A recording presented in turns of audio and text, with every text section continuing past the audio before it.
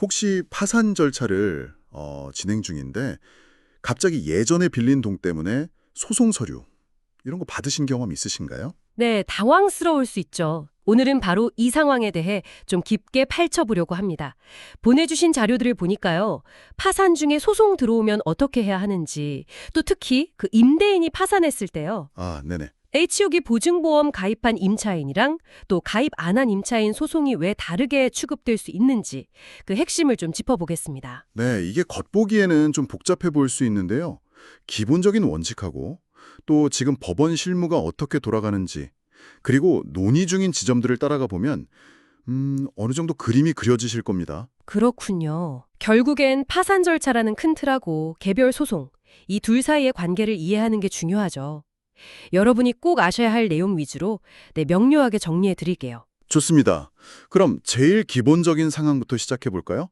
파산 절차가 딱 시작됐는데 채권자한테서 소송 서류가 날아왔다. 가장 먼저 뭘 해야 할까요? 그럴 땐 즉시 법원에 알려야 합니다. 내가, 그러니까 채무자가 파산 선고를 받았다는 사실을요. 아, 법원에요? 네, 그리고 해당 소송을 중단시켜달라고 요청해야 하죠. 왜냐면 파산 절차가 시작되면 그 파산 선고 전에 생긴 빚 있잖아요. 파산 채권. 네네, 파산 채권. 이 권리 행사는 원칙적으로는 개별 소송으로 하는 게 아니거든요. 파산 절차 안에서 해결해야 합니다. 이걸 위한 절차가 바로 채권 시부인이고요. 채권 시부인.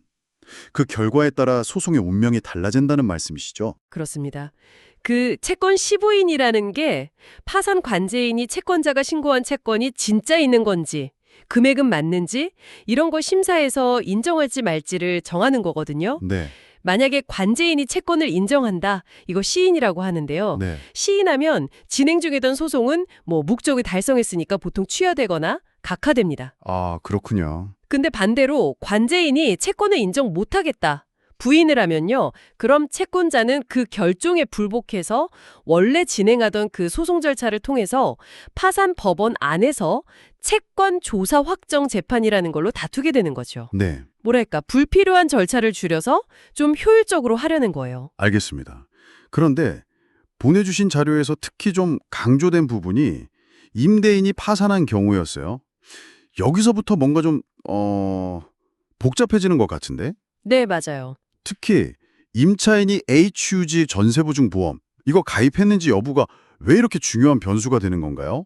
바로 그 지점에서 현재 실무상 약간 좀 흥미로운, 어쩌면 좀 이상하게 보일 수도 있는 차이가 생기는 겁니다. 어떤 차이인데요? HUG 보증보험 가입한 임차인은 보통 HUG에서 보증금을 대신 받잖아요. 네, 그렇죠. 받고 이사 나가죠. 네.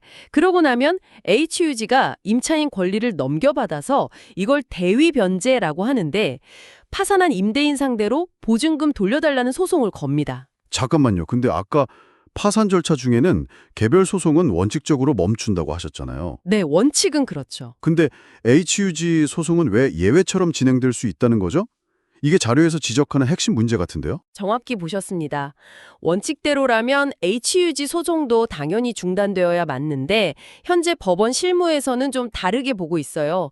HUG의 소송을 별채권 행사랑 비슷하게 취급해서 계속 진행하게 두는 경향이 있습니다. 별채권이요? 그건 담보권 같은 거 아닌가요? 네, 맞아요.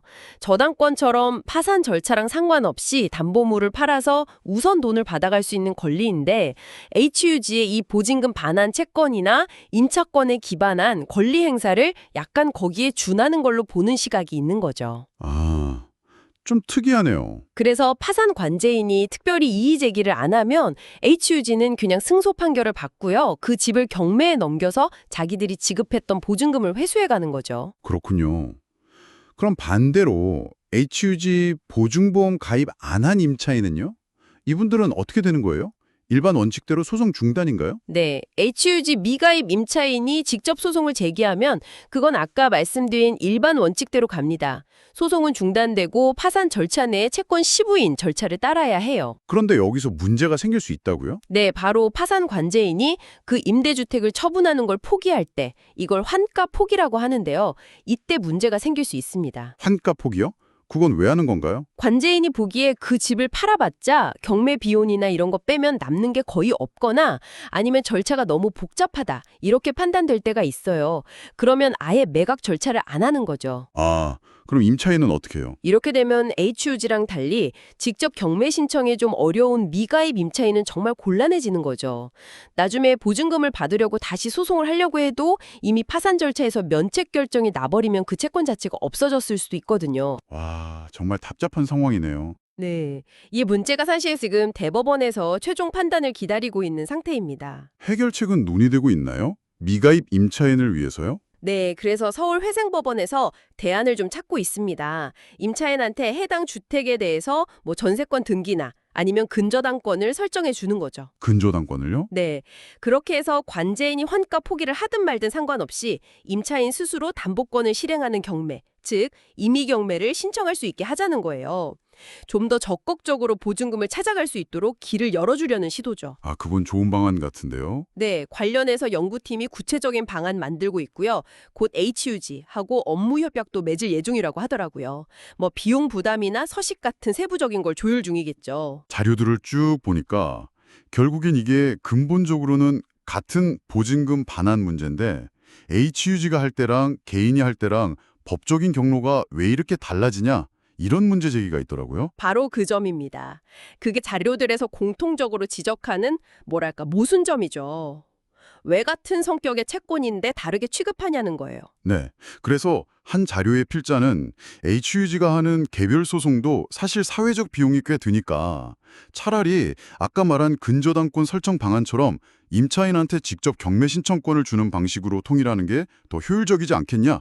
뭐 이런 의견도 제시하고 있습니다. 자, 오늘 이야기 좀 정리해보면요. 파산 중에 소송 대응. 이게 기본 원칙은 있지만 특히 임대인이 파산한 이런 특정 상황에서는 HUG, 보증보험 가입 여부에 따라서 절차가 우리가 생각한 거랑 좀 다르게 갈 수 있다. 네, 그렇죠. 그리고 이런 불합리한 점을 개선하려는 노력이 현재 진행 중이다. 이렇게 요약할 수 있겠네요. 맞습니다. 법 제도는 계속 현실의 문제를 반영하면서 변해가니까요. 특히 오늘 다룬 내용은 임대인, 임차인, 또 보증기관 이렇게 여러 이해관계자들의 권리가 아주 첨예하게 얽혀 있잖아요. 그래서 법원에서도 균형점을 찾으려고 고심하는 분야입니다. 네. 오늘 저희가 살펴본 내용을 바탕으로 여러분 스스로에게 이런 질문 한번 던져보시면 어떨까 싶어요. 파산 절차의 신속한 종결이라는 목표하고 또 개별 채권자의 실질적인 권리 구제라는 가치 사이에서 과연 최적의 균형점은 어디일까? 중요한 질문이죠. 특히 휴구처럼 큰 기관하고 또 보증보험 미가입 임차인처럼 개인 이렇게 처한 상황이 다른 채권자들을 어떻게 하면 가장 공평하게 보호할 수 있을지 그 방안에 대해 함께 고민해 보는 것도 의미 있는 시간이 될 것 같습니다.